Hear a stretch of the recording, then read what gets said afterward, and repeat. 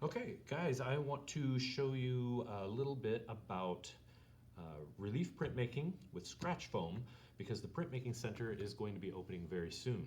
So we're going to take a drawing that you've made on a piece of paper and we're going to transfer it to a piece of styrofoam like this so that it can be inked and printed to create the final image. I've got a number of different supplies I'm going to introduce and I'll show you the whole process. Once you have once you have your image drawn in pencil, and you should really pay attention to filling that whole space, you're going to tape it onto a piece of foam, kind of like a hinge with a piece of masking tape. See how the tape hangs over the edge a little bit? That way I can wrap it around the foam like so. You're going to use a dull pencil. I'm going to move this out of the way for the moment.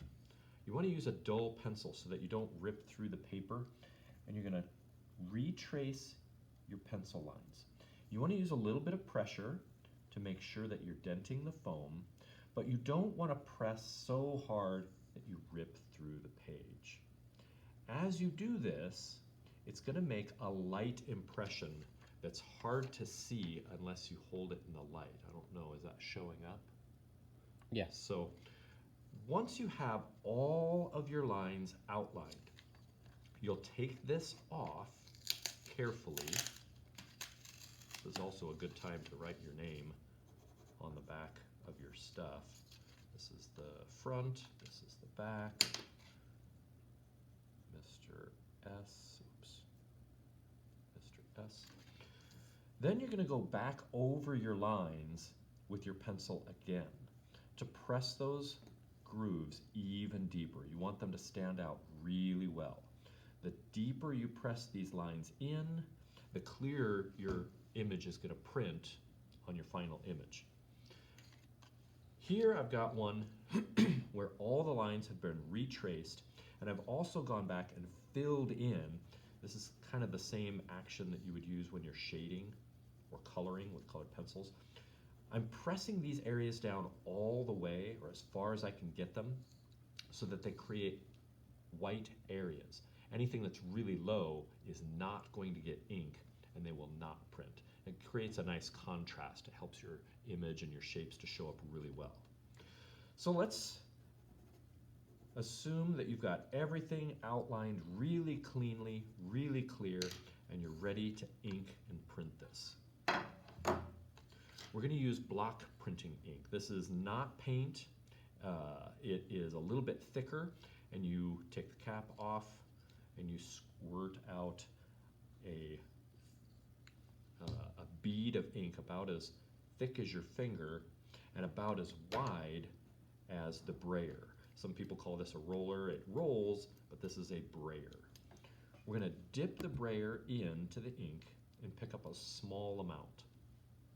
We picked up a bead of ink, and we're going to roll this on the bench hook. Every time I roll it, I'm lifting so that it coats all the way around. You can see I've not quite got this fully covered, but I'm going to roll it and lift it. Then I'll turn and go another direction. The goal here is to completely cover the rolling part of the brayer, not to cover this. A common mistake is to accidentally roll up into that bead every time, and you'll get way too much ink. Now, if you listen close, it sort of sounds like sandpaper. It also kind of looks like leather. If you see the leather texture and hear the sandpaper sound, you're probably ready to ink. We'll lay this onto a magazine and use a little bit of pressure to roll over your printing plate. That's what this piece of styrofoam is called, a printing plate. You want a smooth, even coat of ink. I'm going to rest the brayer on its rest so that it doesn't make the table dirty. Looking at the plate, it's evenly covered with ink. I don't see any light spots or bare spots. Now I'm ready to go and print this at the clean station, the clean area. That's probably going to be your own table. All right, let's go.